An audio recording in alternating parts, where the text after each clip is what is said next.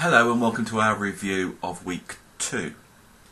Last week we considered how we've misused our gifts to exploit and then justify this exploitation of other creatures. And for many centuries Christian theologians identified reason as the sole attribute which distinguishes human from the rest of creation. And this elevation of the intellect, although seen in some other species, has added to our sense of exclusiveness. We have come to see ourselves as separate and as superior, and for some this is a sign of our spiritual inadequacy. However, we can see evidence of an alternative, more creation-centred theology in the Old Testament, but it is quite hidden. This tradition teaches us that all creatures come from the same source, and that we're all reliant on the same resources for our survival: sunlight, water, soil, and so on. Sometimes the language of these ancient cultural stories can be challenging for us, but if we work on them, they can lead to a deeper understanding of our own experiences, or at least give us confidence that we're not alone in our beliefs.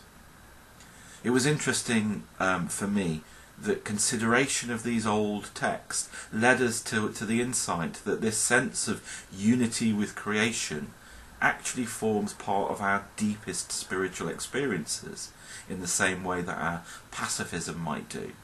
And so it's not just merely incidental to our faith, it's a really integral part of it. The wisdom of our tradition suggests that when we grow in the spirit of love, then we become more aware of this hidden unity, and conversely we become more acutely aware of our sense of separation, and so our relationship with the rest of the world, with the rest of nature, with other species, actually deepens. It speaks to our interdependence and of our responsibilities.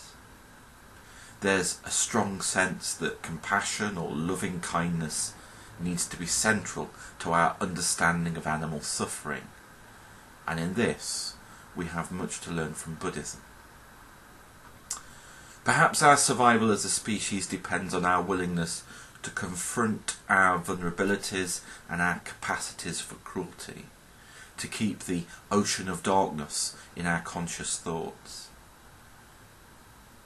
We considered how an acknowledgement of our cruelties can transform us, that there's something liberating in freeing ourselves from our complicity in a system of violence that's based on fulfilling our selfish desires. There's something liberating in taking a personal stand for a more peaceful world. I was much taken by Catherine's principles for living in unity with creation.